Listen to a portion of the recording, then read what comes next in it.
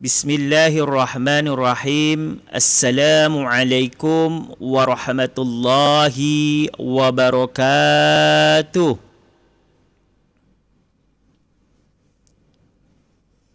Alhamdulillah. Alhamdulillahi rabbil alamin. Wassalatu wassalamu ala asrafil anbiya wal mursalin wa ala alihi wa sahbihi ajma'in. Amma ba'du. Puji syukur marilah kita panjatkan kehadirat Allah Subhanahu wa taala yang telah memberi kita nikmat sehingga pada kesempatan yang berbahagia ini kita dapat mengaji secara bersama-sama dalam keadaan sihat wal afiat, dan semoga kita dihindarkan daripada COVID-19. Amin Allahumma amin. Tuan-tuan, puan-puan, hadirin rahimakumullah. Semoga puan-puan semua dapat mengikuti kelas mengaji ini dan mendapatkan ilmu yang bermanfaat. Amin Allahumma amin. Sebelumnya, mari kita membaca surah Al-Fatihah dan membaca doa belajar secara bersama-sama. Ila khadratin Nabiyyil Mustafa Muhammadin sallallahu alaihi wasallam wa ala alihi wa azwajihi wa zurriyatihi ajma'in. Lahumul Fatihah. A'udzu billahi minasy syaithanir rajim. Bismillahirrahmanirrahim. Alhamdulillahi rabbil alamin. Ar-Rahmanir-Rahim. Maliki yaumiddin. Iyyaka na'budu wa iyyaka nasta'in. Ihdinas siratal mustaqim.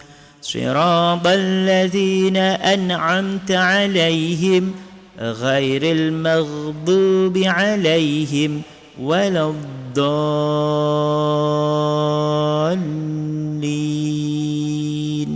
Amin. Allahumma aftah alaina hikmataka wansur alaina min khazaini rahmatika ya arhamar rahimin. Rabbi israh li sadri wa yassir li amri wahlul 'uqdatam min lisani yafqahu qawli. Amin ya rabbal alamin. Okey, alhamdulillah kita sudah pun membuka dan sekarang kita mulakan pengajian kita, yakni tentang hukum nun mati dan tanwin. Kita masih masih menyambung pengajian minggu lepas. Kalau minggu lepas kita belajar tentang idgham bihunna. Sebelum saya melanjutkan ataupun meneruskan pengajian ini, saya ingin tanya kepada tuan-tuan, hukum nun mati ataupun tanwin, sekali lagi, hukum nun mati ataupun tanwin ada berapa? Pertanyaannya, hukum nun mati ataupun tanwin ada berapa? Sebutkan. Sila tuan-tuan bagi respon dekat komen. InsyaAllah kalau tuan-tuan boleh jawab, insyaAllah saya yakin tuan-tuan di rumah faham, telah mengikuti saya kelas-kelas sebelumnya. Faham dan masih ingat. Sila jawab dekat komen. Respon, bagi respon. Jadi hukum nun mati atau tanwin ada berapa? Kita tutup dulu kat sini, ada berapa? Ada berapa tuan-tuan, puan-puan? Sila respon dekat komen. Sambil respon. Okey. Terima kasih Puan Nur Asmah Muhammad Nur, Puan Dina Deva telah menonton, Puan Faridah Hanim alhamdulillah, Puan Nurul Suhada. Ya puan, saya ada ajar budak-budak mengaji online. Nanti boleh WhatsApp terus kepada saya, tapi itu kelas personal. bukan kelas ramai-ramai kalau untuk budak-budak mengajar online. Okey tuan-tuan, sila respon. Ada berapa hukum nun mati dan tanwin? Sebutkan. Untuk mengaji ni kita tak nak cepat-cepat, kita slow. Janji tuan-tuan dan puan-puan semua faham dan boleh ingat sampai bila-bila. Okey, faham dan boleh ingat sampai bila-bila. Okey, jadi hukum nun mati dan tanwin ada. Alhamdulillah, ini Puan Dayang Alus menjawab ada 5. Mantap, betul. Ada 5 Mantap jawapannya. Mantap ataupun mantul. Mantap, betul. Jadi jawapannya hukum nun mati ataupun tanwin ada 5. Kita tengok ni. Ada 5. Nur Hakimah. Puan Nur Hakimah ada 4. Kurang 1. Jadi 5. Bukan kurang 1 puan. Tambah 1. Jadi 5. Tadi yang nampak 4 je. Tapi yang betul ada 5. Hukum nun mati ataupun tanwin ada 5. Saya ulang. Ada 5.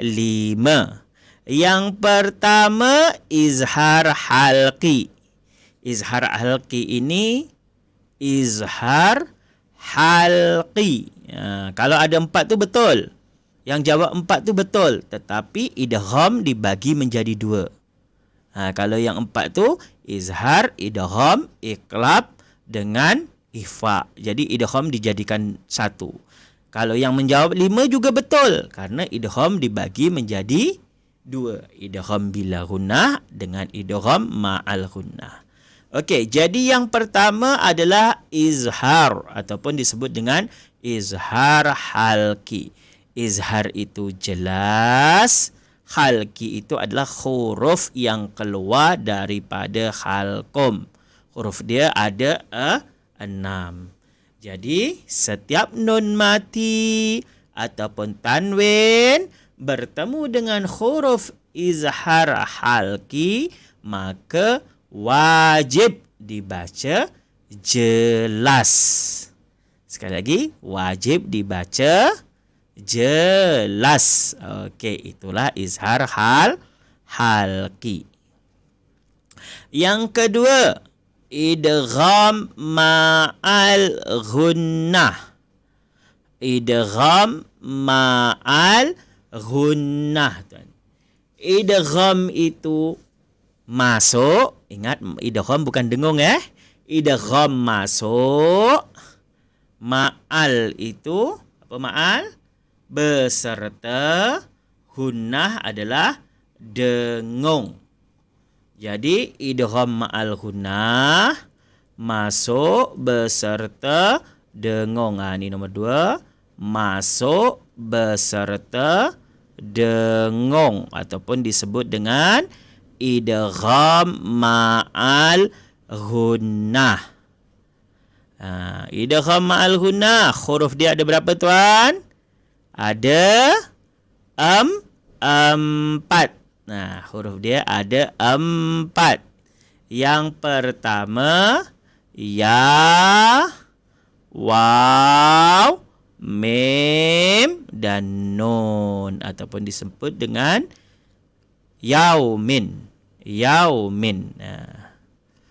Okey, idgham ma'al gunnah. Dia dibaca dengung dia 2 harakat. Dan idgham ma'al gunnah ini ingat masuk dulu baru dengung. Okey, yang ketiga. Yang ketiga apa?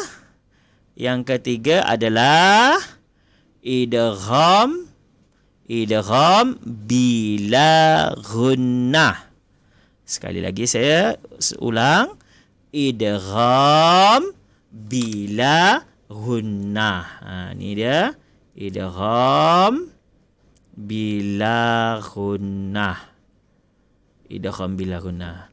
Idgham itu masuk. Bila itu tanpa. Gunnah dengung. Jadi idgham bila gunnah masuk tanpa dengung. Kalau tadi idgham ma'al gunnah masuk dengan dengung, tetapi sekarang idgham bila gunnah masuk tanpa dengung. Okey, ingat yang satu tadi dengan dengung, yang satu lagi tanpa dengung. Huruf dia ada dua, lam dengan ra. Saya ulang, lam dan ra. Dan ini sudah kita bahas minggu lepas. Jadi untuk kali ini kita tak nak bahas ini, tetapi kita akan bahas ataupun kita akan masuk yang keempat. Untuk pertemuan yang kali ini adalah pertemuan yang keempat. Jadi hukum nun mati ataupun tanwin yang keempat. Yang keempat apa tuan? Puan-puan apa yang keempat? Yang keempat adalah iqlab. Saya ulang. Iqlab. Iqlab. Iqlab. Iqlab. Apa maksud iqlab? Iqlab itu adalah menukar. Ataupun barter. Barter. Kalau zaman-zaman dulu sebelum ada duit, jadi ditukar. Kalau tuan ada ubi, saya ada ikan. Kalau tuan nak makan ikan, ditukar dengan ubi tadi. Itulah ibaratnya. Jadi iqlab ini adalah menukar. Jadi menukar bunyi nun mati ataupun tanwin kepada bunyi mim.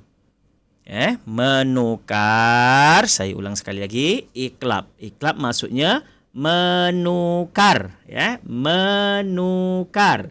Jadi menukar bunyi nun mati ataupun tanwin kepada kepada bunyi huruf mim.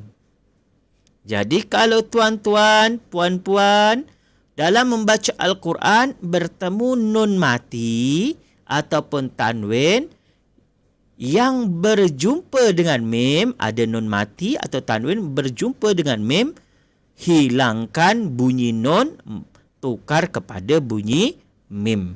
Sekali lagi, hilangkan bunyi nun, tukar kepada bunyi mim. Okey. Dan hurufnya ada satu, ba sahaja. Huruf apa tuan? Huruf apa puan? Hurufnya ada satu, iaitu huruf ba. Huruf ba sahaja. Huruf ba. Jadi dia tidak ada tak banyak. Hurufnya hanya satu saja. Bila tuan-puan ingat ba, itulah huruf iqlab. Jadi hurufnya ada satu, iaitu huruf ba. Okey, huruf sebut sama-sama. Huruf ba. Huruf ba. Dengung dia dua harakat ataupun dua harkat. Dengung dia sama seperti dengung idgham ma'al gunnah, yakni dua harakat ataupun dua harkat sahaja. Jadi tak boleh dengung banyak-banyak, tetapi dengung cukup dua harkat. Jadi iqlab ini dia ditukar kepada bunyi mim dan didengungkan. Dengung dia dua harkat. Okey, contoh. Kita tengok contoh dekat sini. Mim ba'di. Okey, asal dia berasal dari perkataan min ba'di. Kita tengok ni. Min ada nun bertemu dengan ba. Ni nun mati. Nun mati bertemu dengan huruf ba. Nun mati bertemu dengan huruf ba. Kemudian ada mim kecil. Saya nak tanya kepada tuan-tuan, puan-puan. Apa fungsi ataupun makna mem kecil kat sini. Ni ada mem kecil ni dekat sini. Apa maksud ditulis mem dekat sini? Kalau tuan-tuan dan puan-puan tahu, silakan respon dekat kolom komen. Tulis kat situ apa fungsi mem kat sini. Ni yang saya tunjuk ni, ada mem kecil kat sini. Apa function dia? Ataupun fungsi dia apa mem ni? Silakan tuan-tuan dan puan-puan respon dulu. Sambil respon tu saya akan ulang. Jadi iqlab itu menukar ke bunyi nun mati ataupun tanwin kepada bunyi mim. Dan dia dengung 2 harkat. Dengung 2 harkat. Jadi maksud iqlab sendiri adalah menukar.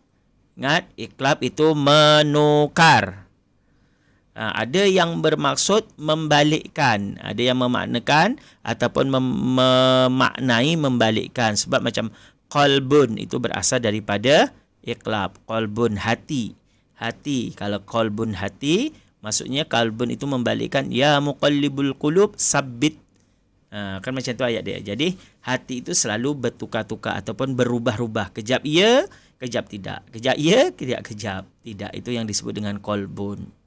Tapi ingat, ada beza qalbun dengan kalbun. Di sana ada perbezaan. Jadi ada sedikit, ada orang yang contoh ada anak nama dia Siti Nur Qalbi. Ada yang makna Siti Nur Qalbi tapi ditulis dengan Siti Nur Qalbi. Apa maksud Qalbi? Qalbi, Siti Nur Qalbi ataupun Siti Nur Qalbi. Qalbi. Sorry, Siti ni 1 titik. Qalbi. Jadi kalau bagi anak nama, hati-hati. Qalbun ini dia berasal daripada iqlab membalikkan ataupun qalb hati. Jadi kalau kita salah bagi nama anak Siti Nur Qalbi, jadi Siti Nur itu adalah cahaya, kalbun adalah anjing. Jadi cahaya anjing. Padahal yang diinginkan adalah cahaya qalbi. Qalbi ini adalah cahaya hati. Ingat jangan salah menulis. Karena kalau qalbi pakai Q, kalau kalbi pakai K. Jadi yang betul tulisannya Siti ataupun Nur Qalbi, cahaya hati. Okey.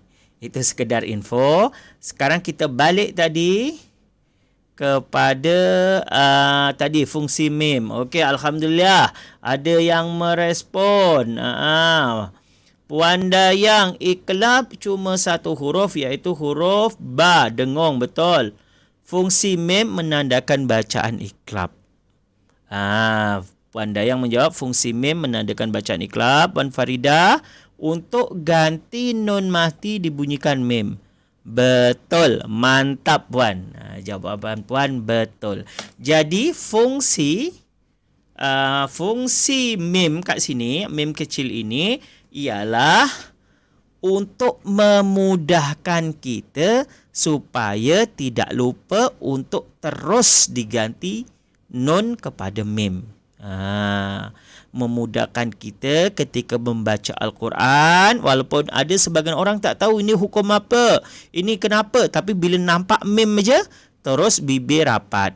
Mim ba'di fa imsakum bima'ruf. Jadi dia tahu kalau ada mim kecil begini berarti kena tukar kepada bunyi mim. Itu adalah iqlab. Jadi fungsi mim ialah mengingatkan kita bahawasanya di situ ada hukum iqlab, dalam arti kena tukar kepada bunyi mim, mim mati. Okey, jadi saya bacakan contoh mim ba'di. Okey tuan-tuan, puan-puan, sebelum kita teruskan, ada sedikit khilaf dalam iqlab. Ada sebahagian yang membaca bermaksud menukar. Jadi bila tukar, dia ditukar kepada huruf mim, jadi bibir rapat. Mim ba'di fa imsakum bima'ruf. Jadi bibir tu rapat. Fa imsakum kum tu rapat. Kum bima'ruf. Ataupun mim ba'di bibir rapat. Bibir rapat itu yang bermaksud menukar. Tetapi ada yang sebaliknya bermaksud membalik. Menukar ataupun membalikkan. Jadi bila membalikkan, ada riwayat yang bibir itu tidak rapat, ada renggang sedikit. Jadi min ba'di tak rapat, ada renggang sedikit gitu. Jadi ada renggang lebih kurang seperti seolah-olah ada kertas. Jadi bibir itu tak sampai rapat. Min ba'di fa imsakum bima'ruf. Tetapi kedua-dua bacaan itu dinyatakan betul, tidak ada salah. Jadi kalau puan nak rapat boleh, ataupun tak rapat juga boleh. Ada dua pilihan, jadi tak ada salah. Yang salah itu kalau tidak ditukar kepada bunyi bunyi mim. Kalau yang salah itu kita baca min ba'di, salah. Kalau kita baca betul mim ba'di, bibir rapat, ataupun bibir tak rapat, min ba'di. Kedua-duanya betul. Okey.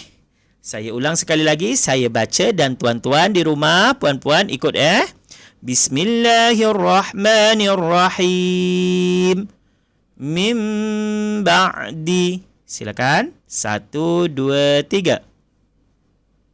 Alhamdulillah, mantap. Bacanya mantap, berkolkolah. Mim ba'di. Yang bawah saya baca, kemudian tuan-tuan di rumah ikut. Fa imsakum bima'ruf. Saya ulang sekali lagi. Fa imsakum bima'ruf. 1, 2, 3. Alhamdulillah, saya yakin bacaan tuan-tuan, puan-puan di rumah betul, kerana tuan-tuan dan puan-puan ikut seperti apa yang saya baca. InsyaAllah betul. Mantap. Alhamdulillah. Jadi ini tadi adalah contoh iqlab. Sekali lagi saya ulang, puan-puan, tuan-tuan. Saya ulang apa maksud iqlab. Iqlab maksudnya adalah menukar. Sekali lagi, iqlab maksudnya menukar.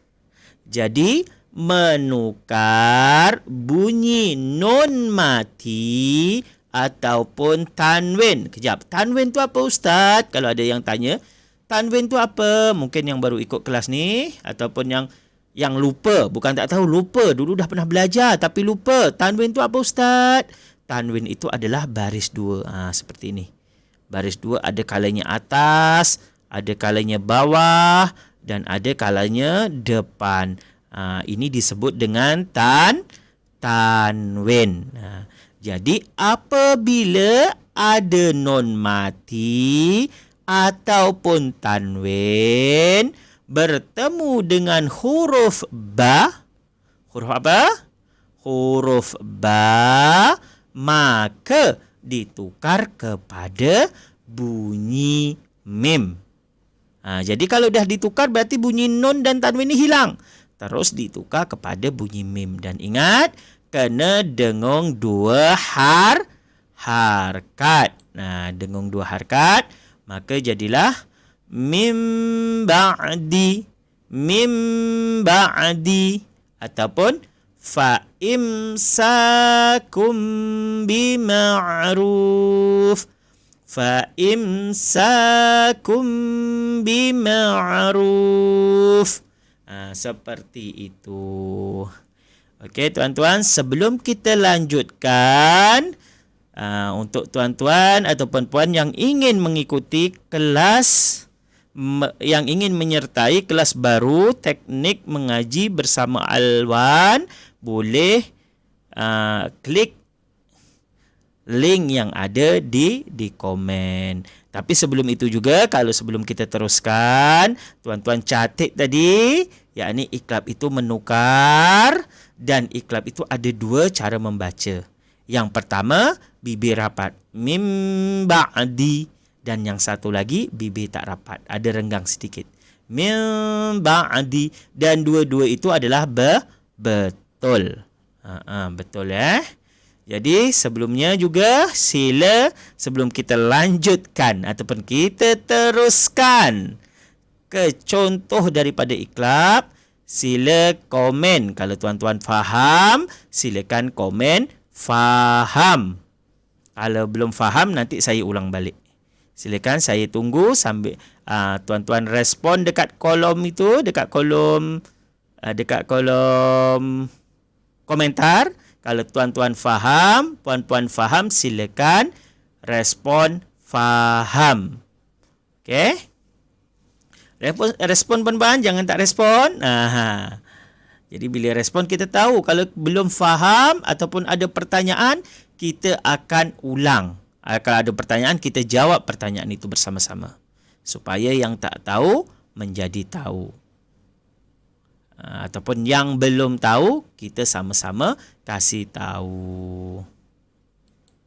Okey.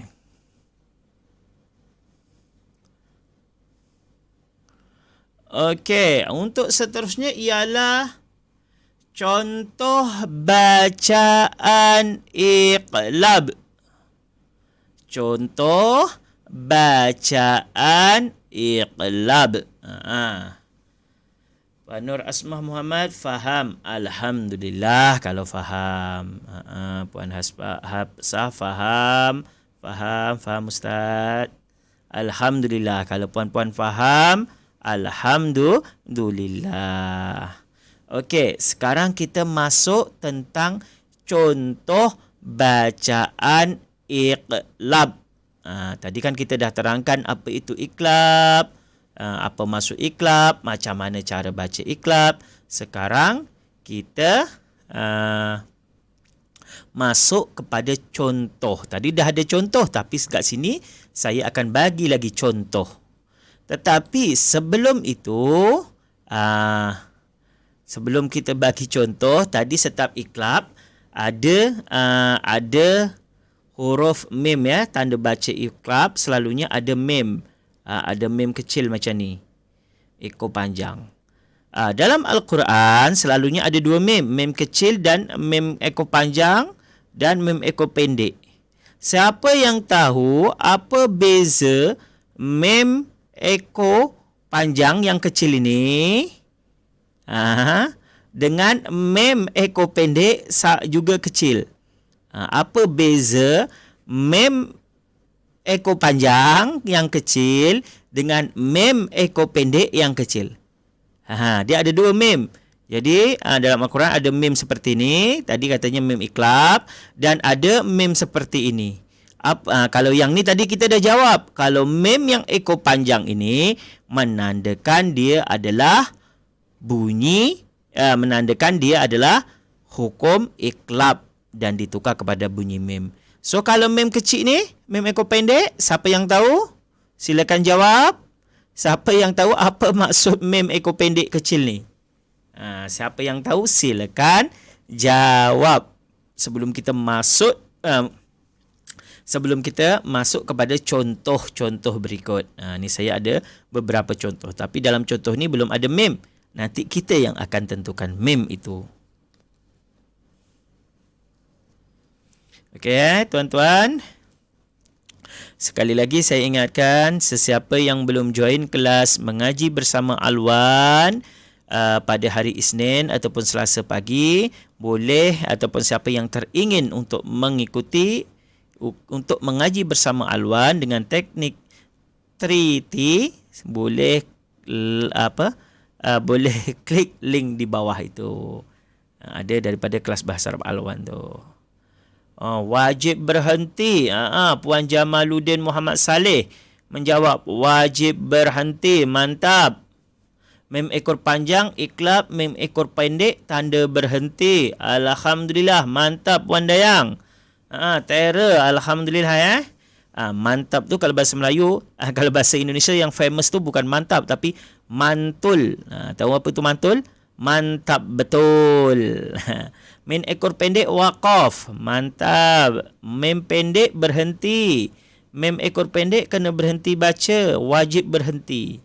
Okey, tuan-tuan, puan-puan, jawapan tuan-tuan dan puan-puan semua, alhamdulillah betul. Mem ekor pendek adalah tanda waqaf lazim. Saya ulang. Mem ekor pendek adalah tanda waqaf lazim. Waqaf apa tuan? Waqaf lazim. Waqaf lazim itu adalah lazimnya kita berhenti. Tapi bukan wajib. Kenapa saya mengatakan bukan wajib? Kalau benda itu menjadi wajib, berarti kalau kita tidak berhenti berdosa. Karena karena yang kita belajar wajib itu bila ditinggalkan berdosa, bila dilaksanakan mendapat pahala. Tetapi dekat sini mem ekor pendek ini tidak wajib tetapi lazim. Lazim kerana ada sebagian orang yang tidak berhenti. Salah tak kalau tak berhenti? Ia tak lazim. Tak salah tapi itu tidak sesuai dengan aturan. Tetapi tak salah, tak sampai kepada hukum dosa.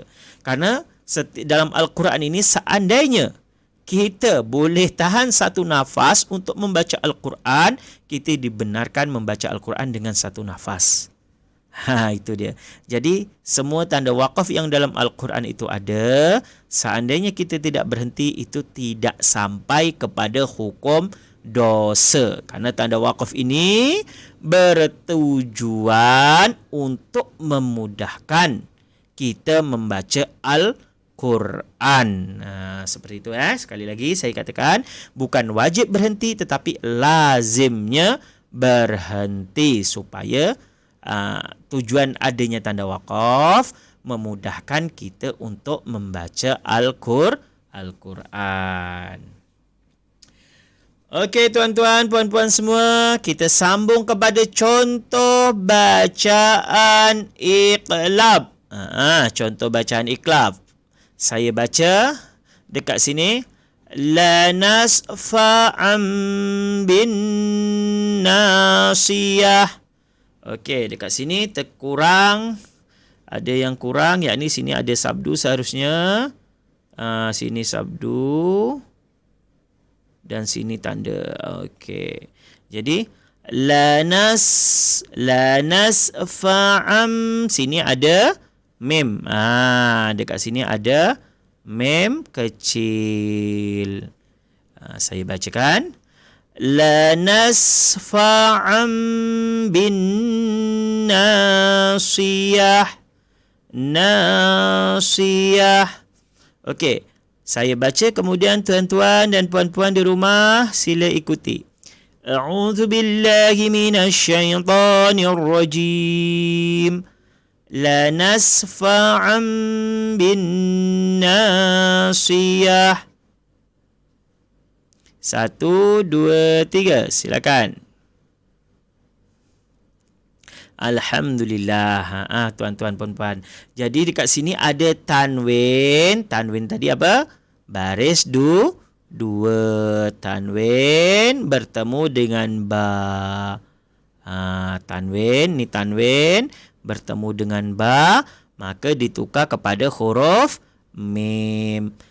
Seharusnya kita baca lanas fa'an bin nasyah, tapi kita baca menjadi lanas fa'am ataupun lanas fa'am. Bunyi bibir kutub. Okey, jadi lanas fa'am La nasfa'an bin nasiyah. Okey. Lanas sin, gigi kena nampak, sin. Lanas ataupun senyum. Lanas fa'am bin, tanwin bertemu dengan ba, maka hukum idgham hukum iqlab ditukar kepada bunyi mim. Bin nasiyah ada nun sabdu. Apa hukum nun sabdu? Siapa yang tahu hukum nun sabdu? Nun sabdu adalah hukum wajibul ghunnah. Saya ulang sekali lagi. Wajibul ghunnah. Lepas tu, kalau nasiyah, ini adalah mad asli. Panjang 2 harkat. Saya ulang sekali lagi. Kemudian tuan-tuan, puan-puan di rumah boleh mengikuti untuk membacanya. La nasfa'an bin nasiyah. 1, 2, 3.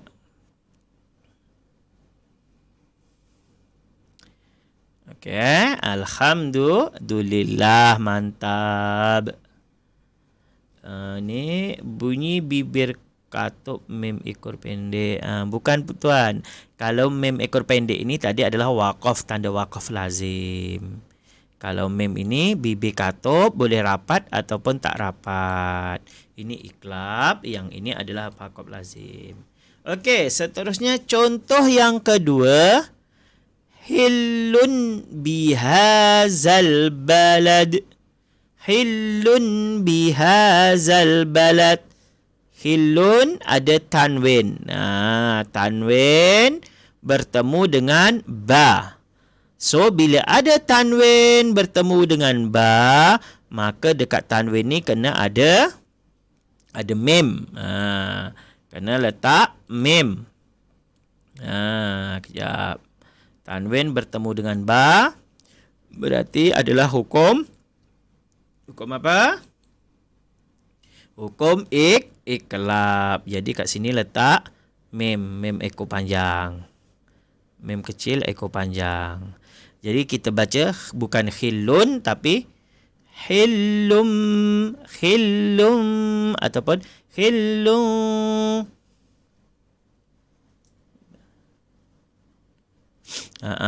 Betul. Khillum bihadzal balad. Ni maaf tak ada baris. Ni adalah baris panjang 2 harakat ma asli. Hillum bihadzal balad. Saya ulang. Hillum bihadzal balad. Saya ulang sekali lagi, kemudian tuan-tuan, puan-puan silakan ikut. Hillum bihadzal balad. 1, 2, 3. Alhamdulillah, betul, mantap. Jadi khillum tanwin bertemu dengan ba. Inilah yang disebut dengan bacaan iqlab. Iqlab. Biha, ni panjang 2 harakat, disebut dengan mad tabi'i ataupun mad asli. Za ni seharusnya mad asli, tapi sebab ada lam, jadi dia masuk kepada lam. Ini namanya alif lam apa? Siapa yang tahu alif lam? Alif lam qamariyah. Kenapa alif lam qamariyah? Karena lam ada pada tulisan, ada juga dalam bacaan. Kalau kita buang ni jadi al-balad. Al-balad. Sedangkan balad ini kena lantun. Yang ini disebut dengan bunyi qalqalah. Sekali lagi, qalqalah karena dia berada di ujung, maka disebut dengan qalqalah kubra. Qalqalah kubra. MBS Johor dalam surah Yasin ada beberapa mim pendek yang wajib berhenti Ustaz. Ya betul puan. Betul tuan. Kerana dia adalah waqaf lazim Jadi bukan wajib berhenti tuan tapi lazimnya berhenti. Lazim berhenti. Lazim itu sesuatu, contoh kalau orang lazimnya makan guna tangan, kalau yang tak lazim tu mungkin makan guna kaki. Seperti itulah lazim. Jadi lazimnya berhenti. Bukan wajib berhenti tapi lazimnya berhenti. Bahasanya yang betul seperti itu. Qamari. Betul. Alif lam qamari riyah. Okey, kita teruskan. Sekali lagi sebelum teruskan, siapa yang ingin mengikuti kelas Alwan boleh klik link yang ada di bawah. Okey Jangan lupa klik untuk mengikuti kelas setiap hari Isnin dan Selasa pagi. Okey. Contoh yang ketiga. Kiramim bararah. Saya ulang. Bunyi asal. Kiramin bararah. Kiramin bararah. Kiramin bararah. Dekat sini ada min, ada tanwin. Nampak ni tanwin bertemu dengan huruf ba. Tanwin bertemu dengan huruf ba, maka ditukar kepada bunyi mim. Seharusnya dalam Al-Quran selalunya sudah ada mim dekat sini. Kerana dia baris bawah, jadi mim kat bawah. Jadi kiramin kita baca kiramim bararah. Kiramim bararah. Okey, saya ulang sekali lagi. Kiramim bararah. Kiramim bararah. 1, 2, 3. Mula. Alhamdulillah, mantap. Betul tuan, puan. Kiramim bararah. Mim bibir rapat Mim bararah. Kerana itulah yang disebut dengan iqlab. Iqlab. Qalqalah sughra dan qalqalah kubra. Okey. Okey tuan-tuan, puan-puan, sebelum kita sambung, ini ada ta. Ta ini disebut dengan ta apa? Yang ta ini disebut dengan ta apa? Siapa yang tahu? Sila komen siapa yang tahu. Sebab dalam Al-Quran ada 2 ta. Ada 2 ta. Jadi yang pertama adalah ta. Ta ni. Yang kedua, ta ini, ta bulat. So, kalau ta bulat ini disebut apa? Dan kalau ta ini juga disebut dengan apa? Sila respon. Sila tuan-tuan, puan-puan, respon. Apa? Kalau ta bulat disebut ta apa? Kalau ta yang panjang, ini disebut dengan ta apa? Silakan respon. Okey. Cepat, alhamdulillah. Husnani. Ta al-marbutah. Betul untuk ta bulat. Puan Jamaluddin, Muhammad Saleh, ta al-marbutah, ta marbutah. Okey, semua alhamdulillah boleh tahu yang ta bulat ini disebut dengan ta marbutah. Mantap tuan, alhamdulillah. Mantap. Lepas tu kalau ta yang buka ni ta apa? Siapa yang tahu ta buka? Semua jawab ta bulat. Ta marbutah, ta marbutah. Sekarang saya tanya, sebab ta marbutah ni dah famous, dah selalu baca, selalu tahu. Sekarang ta yang terbuka ni disebut dengan ta apa? Siapa yang tahu? Sila respon. Ta apa? Ta yang terbuka ni.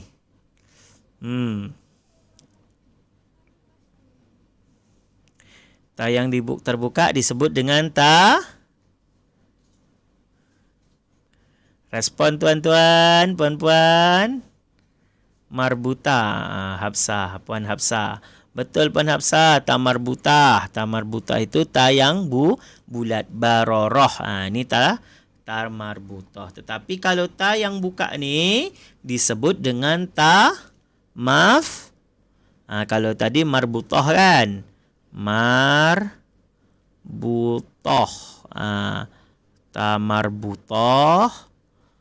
Ta marbutah.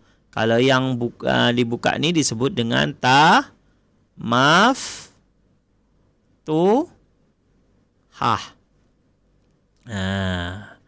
Ta maftuhah. Apa maksud maftuhah? Maftuhah ni terbuka. Kalau yang tadi marbutah, sebab dia tertutup, disebut ta marbutah. Sedangkan ta yang panjang atau alif ba ta, ini disebut dengan ta maftuhah ataupun ta yang terbuka.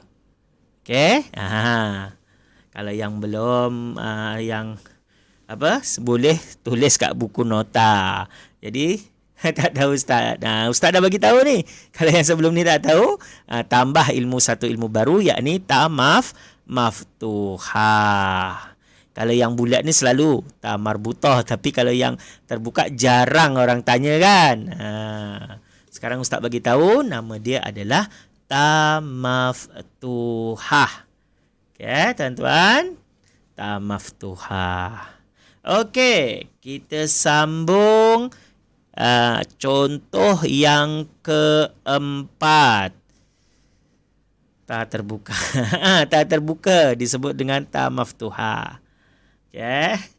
Betul, ta itu ta terbuka, tapi nama dia ta maftuhah. Tulis dalam buku nota, ta maftuhah. Okey, maftuhah ni berasal dari kata fataha. Fataha itu terbuka. Iftahul bab ataupun iftah bab, bukalah pintu. Iftah. Iftahli, bukakanlah saya. Iftah. Okey. Tayyib, al-an ar-raqmur rabi' ataupun contoh. Sekarang contoh yang keempat. Ada 6 contoh. Okey. Kita baru masuk contoh yang keempat. Sebelum masuk contoh keempat, kita padam dulu biar nampak. Yang dah kita conteng-conteng, kita padam dulu. Okey, seterusnya yang keempat adalah layun bazanna. Saya ulang. Layun bazanna. Layun bazanna. Layun bazanna. Ada nun mati. Nun mati. Ini nun mati bertemu dengan ba. Jadi bila ada nun mati bertemu dengan ba, maka kena tukar kepada bunyi mim. Kita letak mim dekat sini. Selalunya dalam Al-Quran ada mim. Jadi bacanya bukan layun bazanna, tetapi layum bazanna. Saya ulang. Layum bazanna. Saya ulang sekali lagi. Kemudian tuan-tuan, puan-puan di rumah, sila ikuti. A'udzu billahi minasy syaithanir rajim. La yumbazanna. Sekali lagi. La yumbazanna. 1, 2, 3. Okey, alhamdulillah. Jadi tuan-tuan, puan-puan sudah tahu, setiap ada nun mati bertemu dengan ba, maka ditukar kepada bunyi mim. Layun menjadi layum bazanna. Bazanna ada nun sabdu. Ni nun sabdu. Layum bazanna. Bazanna. Nun sabdu ini kita kena tahan 2 harkat ataupun kena dengung 2 harkat. Ini disebut dengan wajibul ghunnah. Apa? Wajibul ghunnah. Saya ulang sekali lagi. Wajibul ghunnah, iaitu wajib dengung. Sekali lagi. Wajib dengung. Okey, contoh yang kelima. Contoh kelima ialah nun mati bertemu ba. Min ba'di. Ini macam mana min ba'da ni? Seharusnya min ba'di, kerana min adalah huruf jar. Jadi dia majrur. Jadi kalau majrur dia kena ba'di, bukan ba'da. Kecuali amma ba'du. Bukan min ba'da tapi min ba'di. Okey, jadi min ba'di. Nun mati bertemu dengan nun. Nun mati bertemu dengan nun min ba'di. So ada nun mati bertemu dengan nun. Afwan. Nun mati bertemu dengan ba. Maka ditukar kepada bunyi mim. Letak mim. Jadi bunyinya adalah mim ba'di. Kalau bibir rapat menjadi min. Kalau bibir tak rapat menjadi min ba'di. Ataupun bibir rapat min ba'di. Jadi ada dua pilihan membaca, tetapi yang jelas kena baca dengung dua harakat. Kalau kita baca min ba'di ataupun min ba'di salah. Min ba'di salah. Min ba'di salah. Karena tidak ada dengung. Yang betul mim ba'di. Okey, mim ba'. Ain ingat, ain ba'. Jangan ba'di salah. Kena ba'di. Kenapa ba'di ada ain? Sebab ain itu makhrajnya berada di halqum bahagian tengah. Jadi dia tidak terlalu kasar dan tidak terlalu lembut. Jadi dia agak lembut. Ba'di. Mim ba'di. Bezakan kalau pakai hamzah jadi ba'di. Tapi kita ain ba'di. Okey. Saya baca. Kemudian tuan-tuan, puan-puan silakan ikut. 1, 2, 3. Mim ba'di. 1, 2, 3. Alhamdulillah, kita sudah sampai kepada contoh yang ke-6.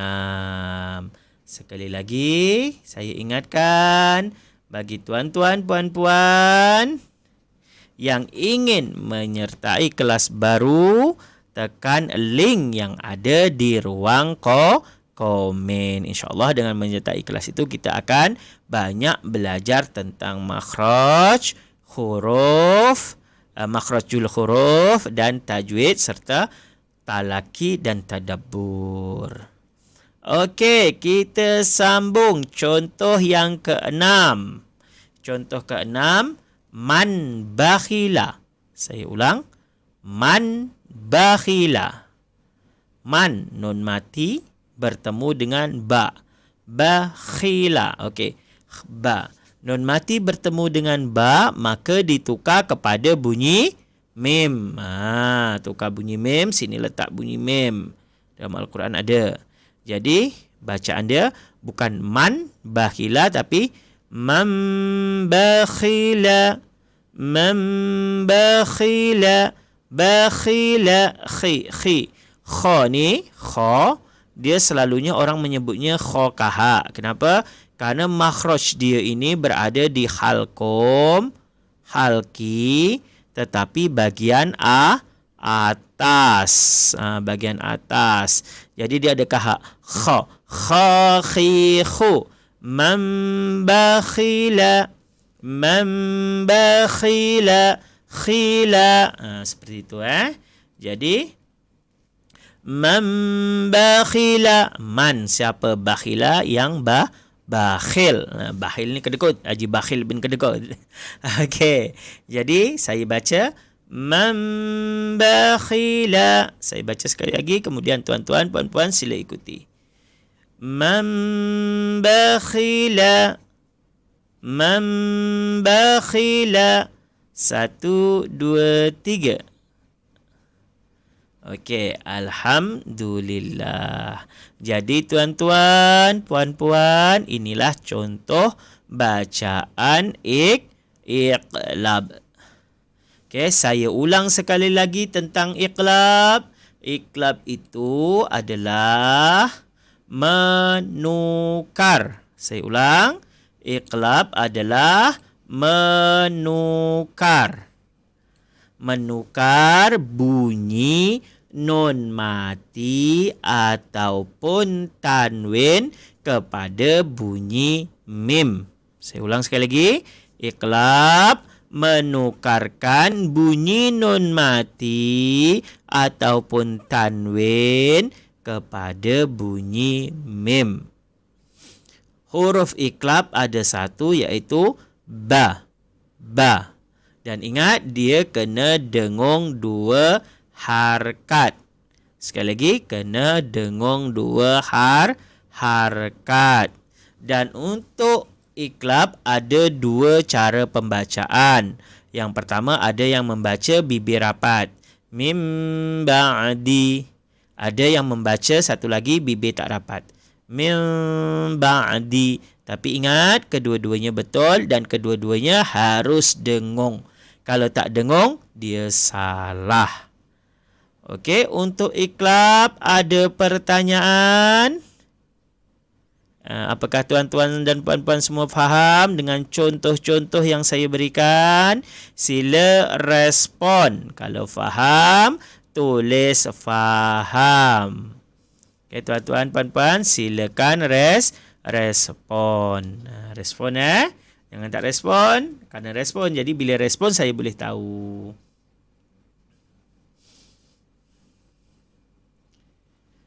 Okey. Dah pukul 9. Kejap je pukul 9. Okey, tak apa. Sekarang kerana dalam Al-Quran, dalam pengajar atau dalam teknik mengaji bersama Al-Wan ini, kita ada 3. Yang pertama ialah tajwid. Yang kedua adalah tadabbur. Yang ketiga adalah talaqi. Jadi tadi kita tajwid dan seterusnya kita akan tadabbur. Sedikit kita tadabbur tentang surah Al-As. Okey, surah Al-As. Surah Al-As ini adalah surah yang selalu dibaca ketika orang ingin bersurai daripada majlis. Kenapa? Sebab kita saling mengingatkan sebelum kita bersurai dalam majlis, kita saling mengingatkan kerana Al-As itu maksud dia adalah waktu ataupun masa. Jadi sebelumnya kan selalu sebelum kita mengakhiri majlis ini, mari kita sama-sama membaca surah Al-As dan tasbih kafarah. Selalunya macam tu. Karena supaya kita selalu mengingatkan tentang waktu. Okey, surah Al-As itu adalah surah yang ke-103. Saya ulang. Surah Al-As adalah surah ke-103. Surah ini diturunkan di Makkiyah. Makkiyah itu berarti surah yang diturunkan di Mekah. Jadi sekali lagi, surah itu hanya ada 2 tempat penurunan. Yang pertama adalah Mekah, yang kedua adalah Madinah.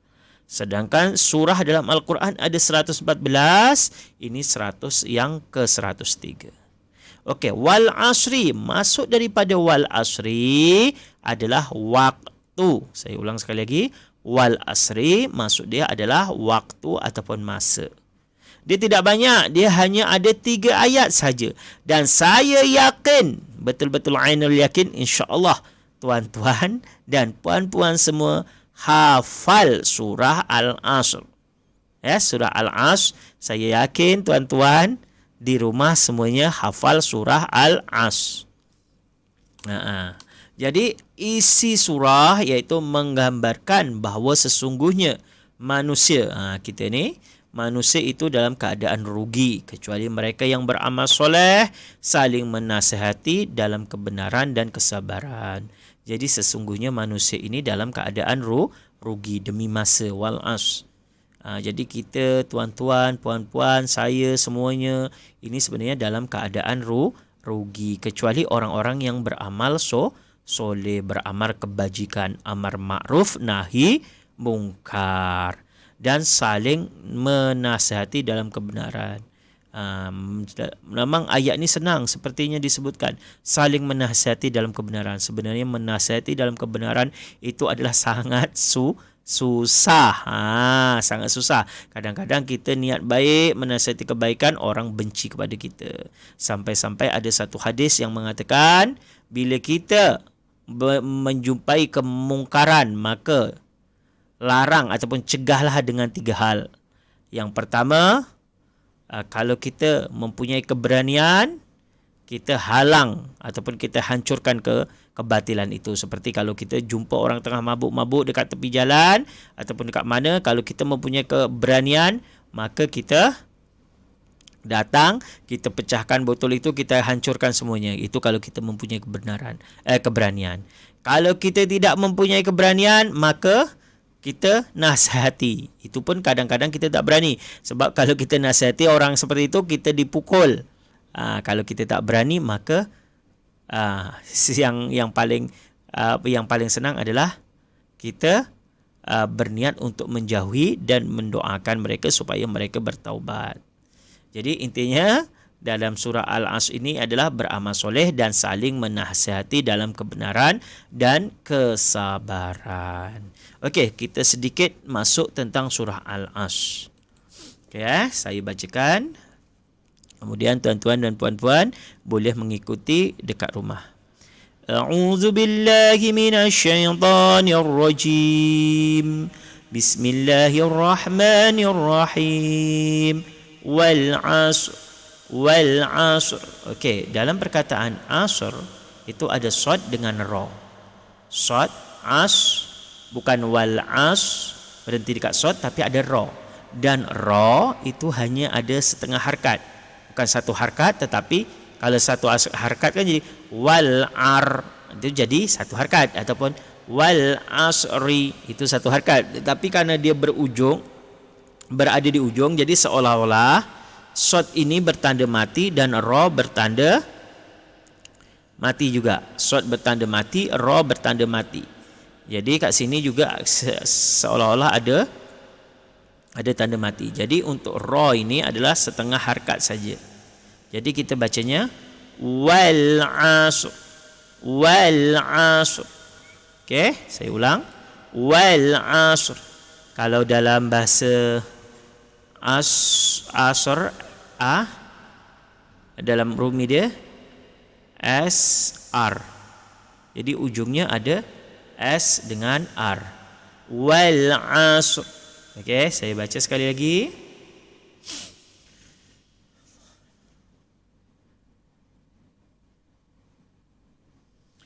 Wal 'asr. Saya baca, tuan-tuan ikut. 1 2 3.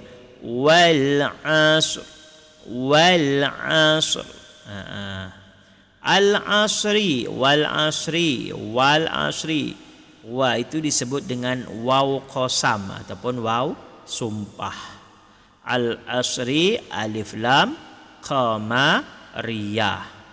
Alif lam qamariyah. Wal asr, alif lam qamariyah kerana lam ada pada bacaan dan ada pada tulisan. Demi masa. Wal asri, demi masa. Masa itu ada yang mengatakan masa itu time is money. Masa itu adalah wang. Tapi kalau dalam bahasa Arab mengatakan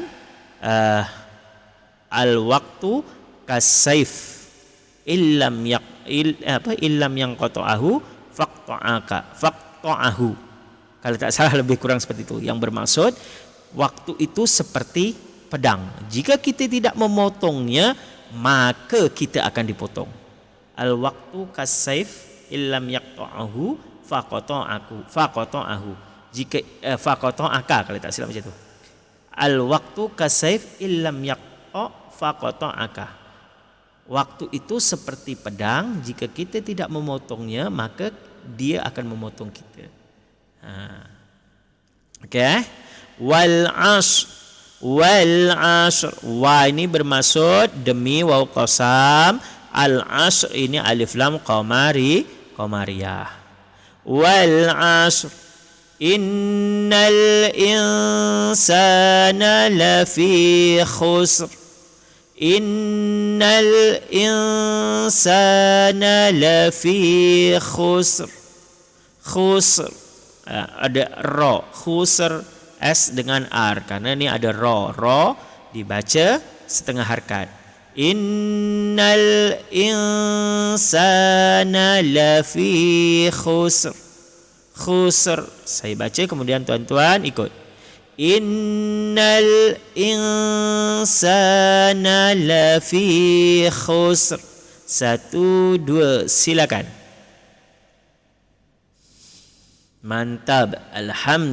Alhamdulillah. Inna ada nun sabdu. Ini adalah hukumnya wajibul gunnah. Innal al-insan alif lam qamariyah. Bibir tak rapat, lidah tidak sampai ke atas, bukan in tapi gantung. Itu adalah ifa hakiki, menyembunyikan bunyi nun. Innal insana lafi mad asli, na lafi fi juga mad asli. Ayat ketiga. Illalladzina amanu wa amilus solihat. Saya ulang. Illalladzina amanu wa amilus solihat. Jadi illalladzina amanu wa amilus solihat. Boleh berhenti. Saya ulang, kemudian tuan-tuan di rumah sila ikuti. Illalladzina amanu wa amilus solihat. Okey, silakan. 1, 2, 3.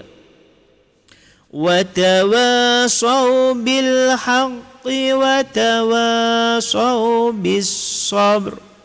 Wa tawasaw bil haqqi wa tawasaw bis sabr. 1, 2, 3. Alhamdulillah. Watawa. Okey. Illallazi. Allazi ni isim mausul. Allazi ma asli. Lazina amanu. Mad badal.